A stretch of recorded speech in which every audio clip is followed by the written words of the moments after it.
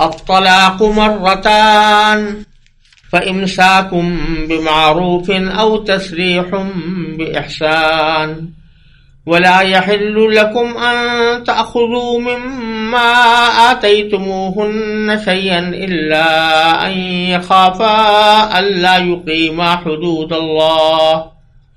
فإن خفتم ألا يقيما حدود الله فلا جناح عليهما فيما افتدت به تلك حدود الله فلا تعتدوها ومن يتعد حدود الله فأولئك هم الظالمون فإن طلقها فلا تحل له من بعد حتى تنكح زوجا غيره فإن طلقها فلا جناح عليهما أن يتراجعا إن ظنا أن يقيما حدود الله وتلك حدود الله يبينها لقوم يعلمون وإذا طلقتم النساء فبلغن أجلهن فأمسكوهن بمعروف أو سرحوهن بمعروف ولا تمسكوهن ضرارا لتعتدوا ومن يفعل ذلك فقد ظلم نفسه ولا تتخذوا آيات الله هزوا واذكروا نعمة الله عليكم وما أنزل عليكم من الكتاب والحكمة يعظكم به واتقوا الله واعلموا أن الله بكل شيء عليم. طلاق زیادہ سے زیادہ 2 بار ہونی چاہیے. اس کے بعد شوہر کے لیے 2 ہی راستے ہیں، یا تو قاعدے کے مطابق بیوی کو روک رکھے یعنی طلاق سے رجوع کر لے، یا خوش اسلوبی سے چھوڑ دے یعنی رجوع کے بغیر عدت گزر جانے دے. اور اے شوہرو، تمہارے لیے حلال نہیں ہے کہ تم نے ان بیویوں کو جو کچھ دیا ہو وہ طلاق کے بدلے ان سے واپس لو، الا یہ کہ دونوں کو اس بات کا اندیشہ ہو کہ وہ نکاح باقی رہنے کی صورت میں اللہ کی مقرر کی ہوئی حدود کو قائم نہیں رکھ سکیں گے.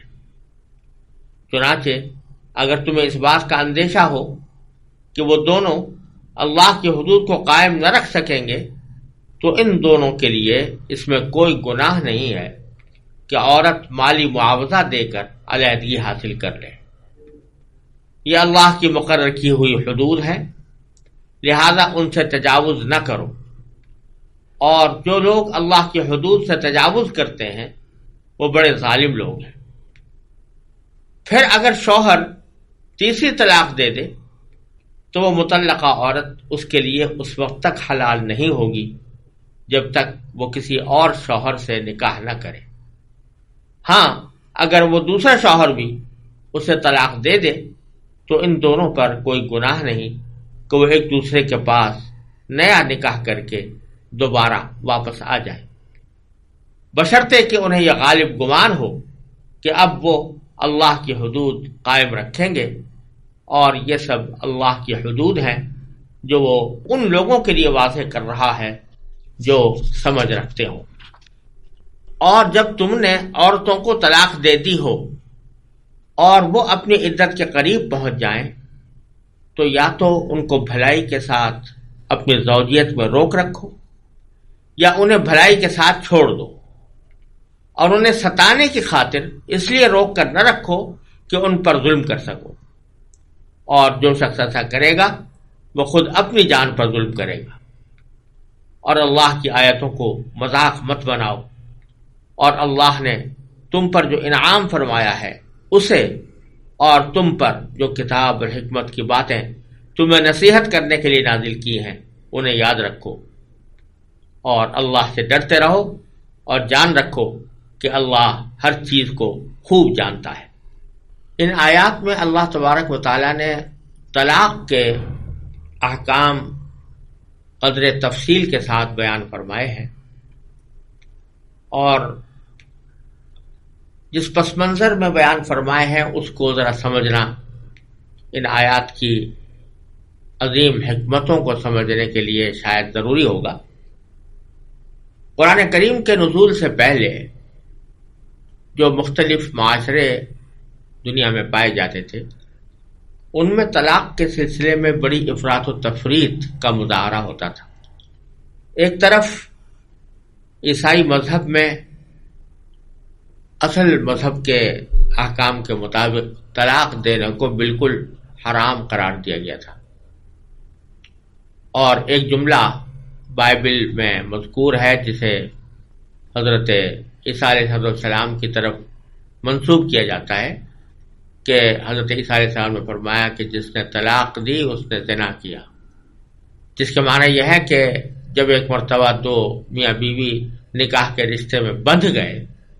تو اب اس نکاح کے رشتے کو ختم کرنے کا کوئی راستہ نہیں، طلاق دینا بالکل حرام ہے۔ چنانچہ شروع عیسائیت کے زمانے میں اسی حکم پر عمل ہوتا تھا، اور بعض اوقات ایسی مصیبت کھڑی ہو جاتی تھی کہ دونوں کے مزاج کسی طرح مل نہیں رہے، دونوں کے درمیان لڑائی جھگڑا چلتا رہتا ہے، دونوں سمجھتے ہیں کہ ہم ایک دوسرے کے ساتھ زندگی نہیں گزار سکتے۔ اس کے باوجود چونکہ طلاق دینا حرام تھا اس لیے وہ سخت مصیبت میں زندگی گزارتے تھے اور طلاق دینے کا کوئی راستہ نہیں تھا۔ پھر رفتہ رفتہ جب یہ مصیبتیں بڑھیں تو ایک دوسری صورت نکالی گئی کہ اچھا اگر تمہارے درمیان نبھاؤ نہیں ہوتا تو طلاق تو خیر دے نہیں سکتے، لیکن دونوں الگ الگ رہو، جس کو جسمانی افتراق کا قانون کہا جاتا تھا کہ جسمانی طور پر وہ ایک دوسرے سے الگ رہیں، اگرچہ رہیں نکاح کے اندر، لہذا نہ شوہر دوسرا نکاح کر سکتا ہے نہ بیوی دوسرا نکاح کر سکتی۔ یہ صورتحال بھی انتہائی سخت پریشانی لانے والی تھی، تو طلاق کے دروازے کو بالکلیہ بند کر دینا یہ بھی انسانیت کے لیے تکلیف دہ صورتحال تھی۔ دوسری طرف جاہلیت کے زمانے میں یہ طریقہ تھا عربوں کے ہاں کہ وہ طلاقوں کی کوئی حد ان کے یہاں مقرر نہیں تھی، وہ صرف یہ کہ طلاق دینا جائز تھا شوہر کے لیے، بلکہ اس کی کوئی حد بھی مقرر نہیں تھی۔ چنانچہ بہت سے شوہر اپنی بیویوں پر یہ ظلم ڈھاتے تھے کہ طلاق دی اور طلاق کے بعد جب چاہتے اس کو واپس لے لیا، اور کہنے لگے کہ ہم نے واپس لے لیا لہذا اب تم دوبارہ ہماری زوجیت میں آ گئی۔ پھر کسی موقع پر پھر طلاق دی، پھر واپس لے لیا، پھر طلاق دی، پھر واپس لے لیا، کوئی حد مقرر نہیں تھی۔ اگر 10 مرتبہ بھی طلاق دے دی ہو تو پھر شوہر کو حق ہوتا تھا کہ اس کو واپس لے لے اور اس کو اپنی زوجیت میں واپس لے آئے۔ نتیجہ یہ کہ عورت ہمیشہ کے لیے لٹکی رہتی تھی۔ تو قرآن کریم نے اللہ تبارک و تعالیٰ کے احکام اس طرح بیان فرمائے ہیں کہ جس میں افراط و تفریط سے بچتے ہوئے انسان طلاق کو استعمال کرے۔ پہلی بات تو یہ سمجھ لیجئے کہ قرآن کریم کے انداز سے اور اس کے الفاظ سے یہ بات واضح ہوتی ہے کہ جب نکاح کیا جاتا ہے تو یہ نکاح کسی وقتی جذبے کے تحت یا وقتی مصلحت کے تحت یا وقتی فائدہ حاصل کرنے کے لیے مشروع نہیں ہوا، بلکہ یہ ایک زندگی بھر کا سنجوگ ہے، زندگی بھر کا ایک معاہدہ ہے۔ اس لیے فرمایا وَأَخَذْنَا مِنْكُمْ مِيثَاقًا غَلِيظًا، عورتوں نے تم سے ایک بہت مضبوط عہد لیا ہے۔ تو یہ ایک دونوں کے درمیان ایک عہد ہے، ایک معاہدہ ہے کہ وہ ہم ایک ساتھ اکٹھی زندگی گزاریں گے۔ اس معاہدے کا لازمی نتیجہ یہ ہے کہ حتی الامکان اس معاہدے کو باقی رکھنے کی کوشش کی جائے اور اس کو توڑنے کی نوبت نہ آئے یا کم سے کم آئے۔ لہذا حدیث میں رسول کریم سرور عالم صلی اللہ علیہ وسلم کا یہ ارشاد منقول ہے کہ آپ نے فرمایا کہ ابغض المباح الی اللہ الطلاق، کہ جتنے مباحات ہیں دنیا میں ان میں سب سے زیادہ مبغوض اور ناپسندیدہ چیز طلاق ہے۔ لہذا چونکہ مبغوض ہے، پسندیدہ نہیں ہے، تو جب تک کہ بالکل ناگزیر حالات ایسے نہ ہو جائیں کہ دونوں کے درمیان نبھاؤ ممکن نہ ہو، اس وقت تک طلاق کا اقدام نہیں کرنا چاہیے۔ ایک بات۔ دوسری بات یہاں قرآن کریم نے یہ بتائی کہ طلاق ایسی چیز نہیں ہے کہ جس سے غصہ نکالنے کے لیے ایک ہی لمحے میں آدمی تینوں طلاقیں دے کر رشتہ توڑ ٹاڑ کے ختم کر دے۔ بلکہ اس کا مناسب طریقہ قرآن کریم میں بتایا یہ ہے کہ طلاق زیادہ سے زیادہ 2 مرتبہ ہو، اور احادیث سے معلوم ہوتا ہے کہ اس میں بھی بہتر طریقہ یہ ہے کہ عورت کو ایسے طہر میں طلاق دی جائے جس میں اس کے ساتھ صحبت نہ کی۔ چنانچہ ایک تو حیض کی حالت میں طلاق دینا ناجائز ہے، اور ایک اس طہر میں کہ حیض سے فارغ ہو کر اگر عورت طہر میں آئی ہے لیکن اس میں اس کے ساتھ صحبت کی ہے تو اس طہر میں بھی طلاق دینا جائز نہیں ہے۔ لہذا 2 چیزوں کا لحاظ ضروری ہے، ایک تو یہ کہ وہ حالت حیض میں نہ ہو، دوسرے جس طہر کی حالت میں ہے، پاکی کی حالت میں ہے، تو اس میں بھی اس سے صحبت نہ کی ہو۔ یہ حکم قرآن کریم کی سورہ طلاق کی آیت سے ماخوذ ہے کہ طلقوہن لعدتہن، اس کا یہی مفہوم کہ حیض میں طلاق نہ دو اور ایسے طہر میں طلاق نہ دو کہ جس میں اس سے صحبت کی ہو۔ اس کی ایک حکمت یہ بھی ہے کہ ایسا نہ ہو کہ طلاق کسی وقتی منافرت کا نتیجہ ہو۔ جب عورت کو حیض آ رہا ہوتا ہے تو اس وقت میں طبعی طور پر تھوڑی سی ایک کراہیت پیدا ہوتی ہے، تو کہیں ایسا تو نہیں کہ اس کراہیت کی وجہ سے تم طلاق دے رہے ہو۔ تو اس کا ایک فائدہ یہ ہے کہ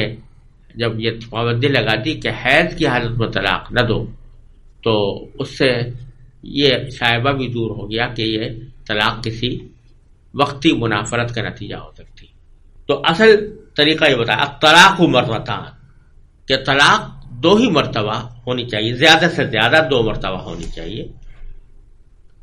اور پھر اس کا حکم بتایا کہ جب تک وہ طلاق 2 ہیں،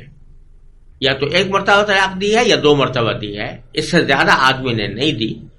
تو فَإِمْسَاكُمْ بِمَعْرُوفٍ أَوْ تَسْرِيحٌ بِإِحْسَانٍ، تو اس کے بعد شوہر کے لیے 2 ہی راستے ہیں، یا تو قاعدے کے مطابق بیوی کو روک رکھے، یعنی عدت کے دوران اس کو رجوع کرنے کا حق حاصل ہے۔ جب تک عورت کی عدت نہیں گزری اس سے پہلے وہ اگر اپنے طلاق کو واپس لینا چاہتا ہے تو واپس لے سکتا ہے، یک طرفہ طور پر بھی واپس لے سکتا ہے، مگر عدت کے دوران، اور عدت پہلے گزر چکا ہے کہ 3 ماہ والی، وہ گزرنے سے پہلے اگر وہ واپس لینا چاہتا ہے، رجوع کرنا چاہتا ہے تو رجوع کرنے کا اختیار ہے، لیکن ساتھ میں قید لگا دی بالمعروف، یعنی اس کو اگر رکھنا ہے تو پھر قاعدے کے مطابق رکھو۔ قاعدے کے مطابق کے معنی یہ کہ یہ نہ ہو کہ تم اسے اس نیت سے رکھ رہے ہو کہ اچھا میں اس کو دوبارہ اپنے ظلم و ستم کا نشانہ بناؤں گا، دوبارہ اس کے ساتھ بدسلوکی کروں گا، یا اگر تمہارے دل میں یہ نیت نہ بھی ہو لیکن ساتھ میں خوش سلوکی کی نیت بھی نہ ہو، یہ بھی ٹھیک نہیں، بلکہ جب واپس لے رہے ہو تو پھر اس نیت سے واپس لو کہ میں اس کے ساتھ وہی طرز عمل اختیار کروں گا جو اللہ تعالیٰ کے رضا کے مطابق ہے، اور نیکی کے ساتھ اور خوش اسلوبی کے ساتھ میں اس کو رکھوں گا۔ یا پھر دوسرا راستہ یہ کہ تصریح باحسان، کہ خوش اسلوبی سے چھوڑ دو۔ خوش اسلوبی سے چھوڑنے کا معنی یہ کہ طلاق تو دے ہی چکے ہیں، جب عدت گزر جائے گی تو وہ عدت گزرتے ہی شوہر کے نکاح سے خارج ہو جائے گی، اور پھر شوہر کو رجوع کرنے کا بھی حق نہیں رہے گا۔ یہ معنی ہے تصریح باحسان کے، یعنی خوش اسلوبی سے چھوڑ دینے کے، کہ 2 طلاقیں دینے کے بعد چھوڑ دے، یعنی کوئی نہ مزید طلاق دے اور نہ طلاق کو واپس لے، تو عدت گزرنے کے بعد خود بخود وہ طلاق مؤثر ہو جائے گی، اور طلاق کے مؤثر ہونے کے نتیجے میں عورت نکاح سے نکل جائے گی، وہ جہاں چاہے نکاح کر سکتی ہے، اور اس کو اب دوبارہ پہلے شوہر کے پاس رہنے پر مجبور نہیں کیا جا سکتا۔ یہ معنی ہے تصریح باحسان۔ تو اللہ تبارک و تعالیٰ نے پہلے تو یہ اصول بیان فرما دیا کہ دیکھو طلاق ایک ایسی چیز ہے کہ جس کو ناگزیر حالات میں اختیار کرنا چاہیے، لہذا جب کبھی طلاق دینی ہو تو 2 کی عدد سے آگے نہ بڑھو، بلکہ 2 ہی تک محدود رکھو اپنے آپ کو، زیادہ سے زیادہ 2 طلاقیں دو، کیونکہ اس صورت میں عدت کے دوران تمہیں رجوع کا امکان باقی رہے گا،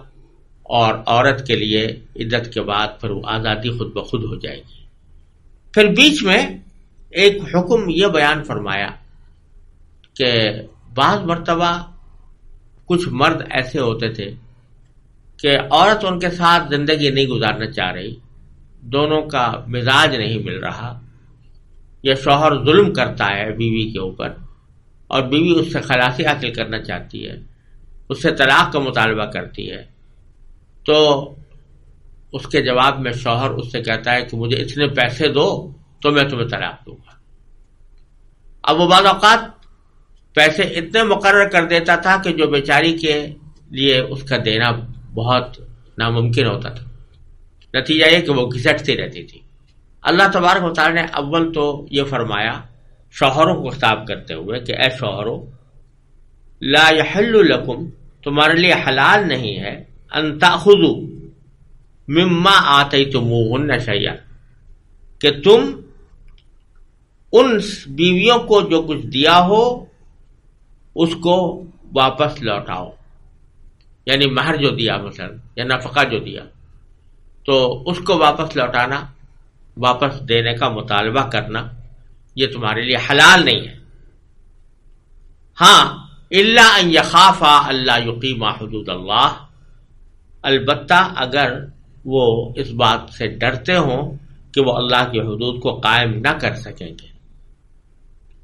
یعنی ان کو یہ اندیشہ ہو کہ ہم ایک دوسرے کے حقوق ادا نہیں کر پائیں گے اور ہماری زندگی کی گاڑی ایک ساتھ نہیں چل سکتی،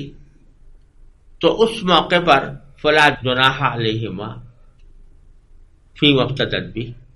اور اس سے پہلے فرمایا فإن خفتم الا یقیما حدود اللہ، یعنی جو میاں بیوی کے رشتہ دار ہیں یا ان کے خاندان والے ہیں یا پڑوسی ہیں، ان کو بھی خطاب ہو رہا ہے کہ اگر تمہیں اس بات کا تمہیں بھی اندیشہ ہو کہ وہ ایک دوسرے کے ساتھ زندگی نہیں گزار سکتے اور وہ اللہ کی حدود کو قائم نہیں کر پائیں گے، تو پھر فلا جناح علیہما فیما افتدت بہ، دونوں پر اس بارے میں کوئی گناہ نہیں ہے کہ عورت کوئی فدیہ دے کر اپنی جان چھڑا لے۔ اسی کو اصطلاح میں خلا کہتے ہیں، یعنی بتلانا یہ منظور ہے کہ ویسے تو مردوں کے لیے حلال نہیں ہے کہ وہ عورتوں کو دیے ہوئے مہر کی واپسی کا مطالبہ کریں، یا جو کچھ انہوں نے خرچ کیا ہے، کوئی ہدیے تحفے ان کو دیے ہیں، وہ واپس لینے کا مطالبہ کریں، یہ حلال نہیں۔ البتہ اگر اس بات کو دونوں سمجھ رہے ہوں کہ آگے گاڑی چل نہیں سکتی اور اللہ کی حدود قائم نہیں رہ سکتی، اللہ تعالی نے جس طرح میاں بیوی کو رہنے کا حکم دیا ہے اس طرح وہ رہنا ممکن نہیں ہے۔ اور اس میں ایک بات اور بھی پوشیدہ ہے کہ عورت کی طرف سے زیادتی ہو، مرد کی طرف سے زیادتی نہ ہو، جیسا کہ احادیث اور فقہ کے احکام کے تحت بیان کیا گیا ہے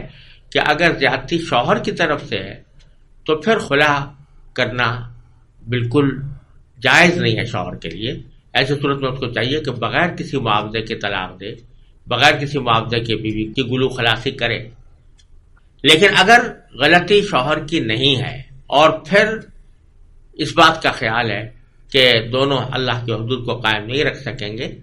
تو پھر اس صورت میں اگر بیوی پیشکش کرے کہ میں اتنا خلا دیتی ہوں تو پھر دونوں کو باہمی رضامندی سے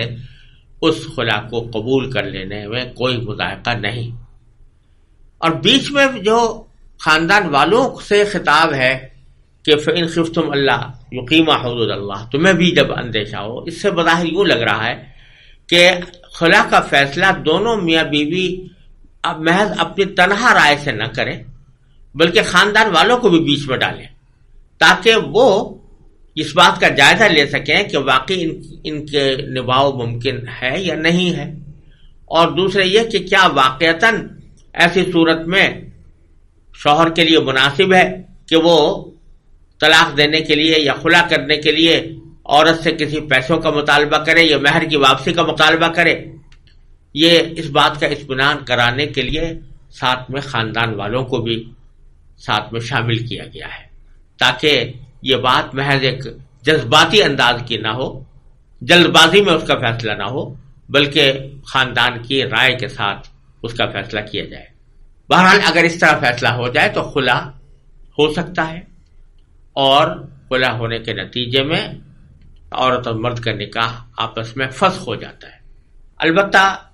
یہاں یہ بھی یاد رکھنی چاہیے کہ فقہاء کرام نے قرآن کریم کی آیت سے یہ مسئلہ بھی نکالا ہے، اگرچہ تو خلا کے اندر کوئی بھی معاوضہ طے کیا جا سکتا ہے، لیکن شوہر کے لیے مناسب نہیں ہے کہ وہ مہر سے زیادہ رقم کا مطالبہ کرے۔ مہر کی واپسی کی حد تک زیادہ سے زیادہ رکھنا چاہیے، اور یہ جو قرآن کریم نے تعبیر یہاں پر اختیار فرمائی ہے، لا یحل لکم ان تأخذوا مما آتیتموہن شیئا، جو کچھ تم نے اس کو دیا اس میں سے کچھ واپس نہ لو۔ تو اس سے اشارہ اس طرف نکل رہا ہے کہ پورے کے پورے مہر کا واپس لینا بھی شوہر کے لیے مناسب نہیں، بلکہ مہر کا کچھ حصہ وہ خلا کے طور پر مقرر کرے تو بہتر ہے، وہ بھی اس صورت میں جبکہ زیادتی اس کی طرف سے نہ ہو۔ یہ خلا کا حکم بیچ میں بیان کرنے کے بعد آگے اللہ تبارک و تعالی نے تیسری طلاق کا حکم بتایا۔ یعنی اوپر تو یہ فرمایا تھا کہ طلاق زیادہ سے زیادہ 2 مرتبہ ہونی چاہیے، اور اس کا صحیح طریقہ یہی ہے کہ 2 مرتبہ سے زیادہ آدمی طلاق نہ دے، لیکن اگر کوئی دے ڈالے تیسری بار تو اس کا حکم آگے بیان فرمایا فَإِن طَلَّقَهَا، یعنی پھر شوہر نے اگر 2 طلاقوں کے بعد بھی تیسری طلاق بھی دے دی تو فَلَا تَحِلُّ لَهُ مِن بَعْدُ حَتَّى تَنكِحَ زَوْجًا غَيْرَهُ، تو پھر اب وہ بیوی طلاق دینے والے کے لیے تیسری طلاق کے بعد حلال نہیں ہوگی جب تک کہ وہ کسی اور شوہر سے نکاح نہ کرے۔ یہ ایک روک اللہ تعالیٰ نے عائد فرما دی، جیسا کہ میں نے پہلے عرض کیا تھا کہ جاہلیت کے زمانے میں عورتوں کو غیر متناہی طلاقیں دے کر روک رکھنے کا رواج چلا آتا تھا۔ اللہ تبارک و تعالیٰ نے فرمایا کہ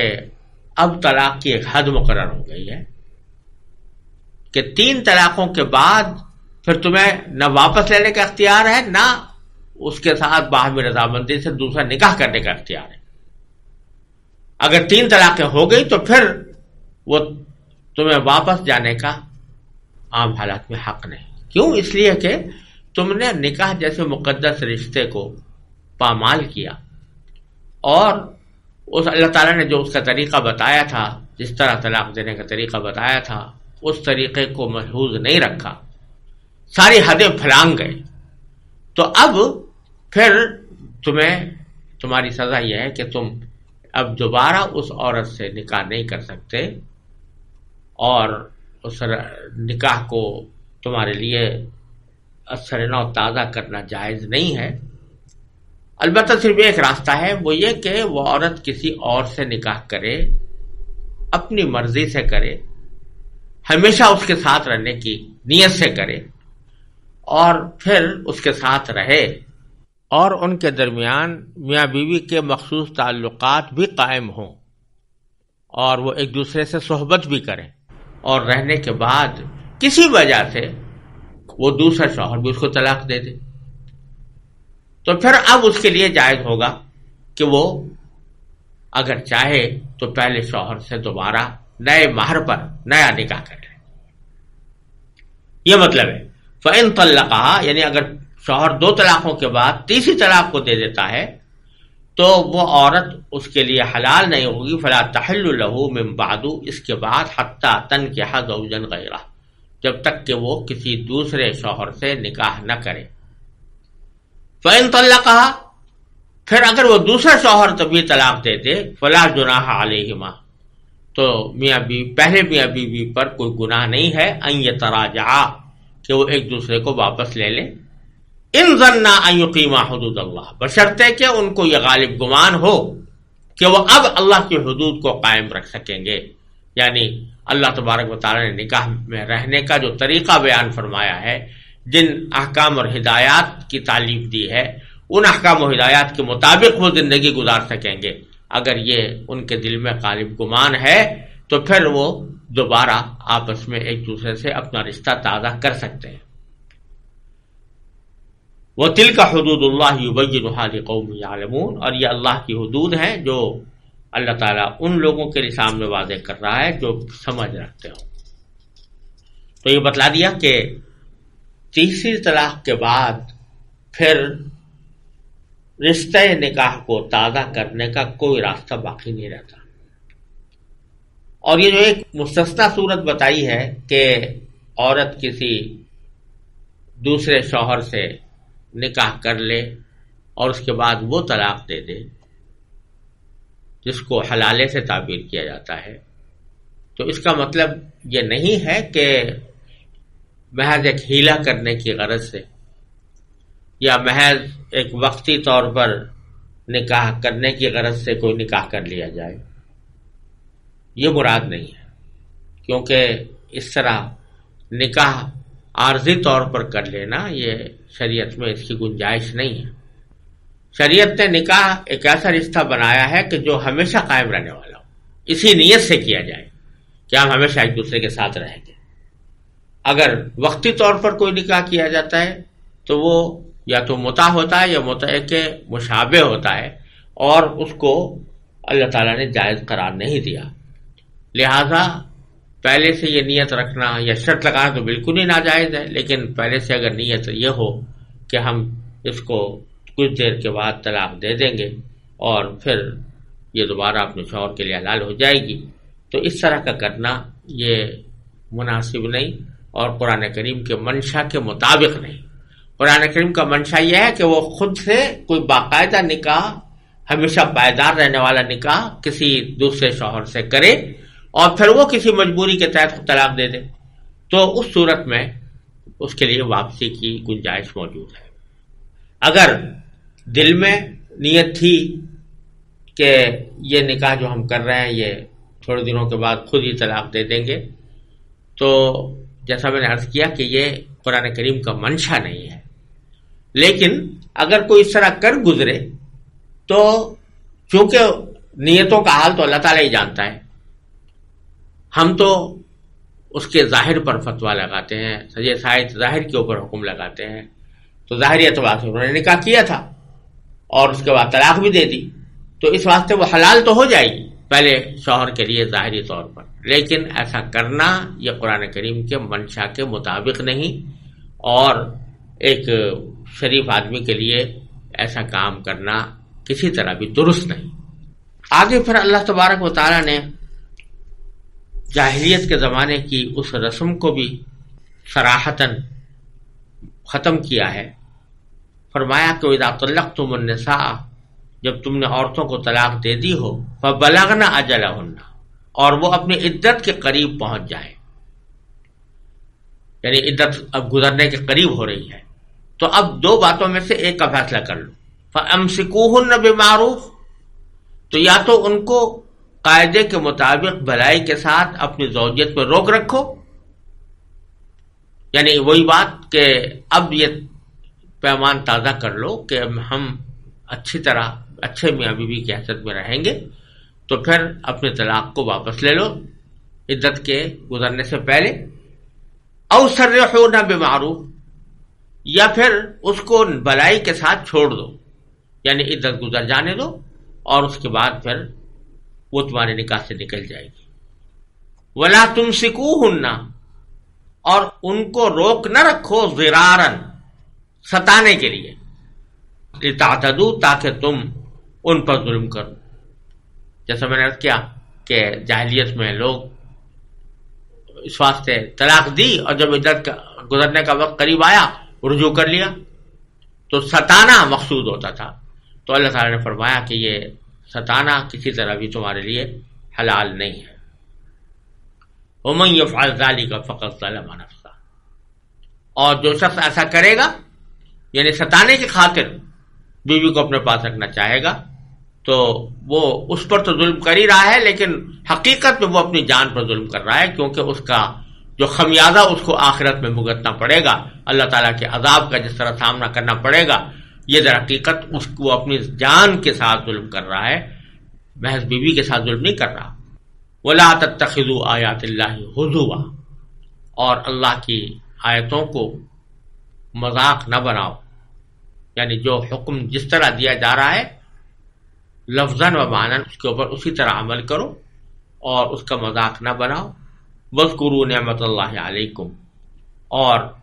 یاد رکھو اللہ کی نعمت کو جو تم پر اللہ تعالیٰ نے کی ہے۔ وَمَا أَنزَلَ عَلَيْكُمْ الْكِتَابَ، اور تمہارے اوپر جو کتاب نازل کی ہے، والحکمہ، اور جو حکمت کی باتیں نازل کی ہیں، یعظکم بھی، جس کے ذریعے وہ تمہیں نصیحت کر رہا ہے، ان سب کو یاد رکھو۔ واتقوا اللہ، اور اللہ سے ڈرتے رہو۔ وَاعْلَمُوا، اور یہ بات یاد رکھو کہ ان اللہ بکل شیء علیم، اللہ تعالیٰ ہر بات کو جاننے والا ہے، لہذا اگر تم کچھ ہیلے حوالے کر کے اگر اللہ تعالیٰ کے حکم سے انحراف کرنا چاہو گے تو اللہ تعالیٰ سب جانتا ہے، تمہاری نیتوں سے بھی باخبر ہے، تمہارے ارادوں سے بھی باخبر ہے، لہذا یہ نہ سمجھنا کہ تم نے اللہ تعالیٰ کو دھوکہ دے دیا ہے۔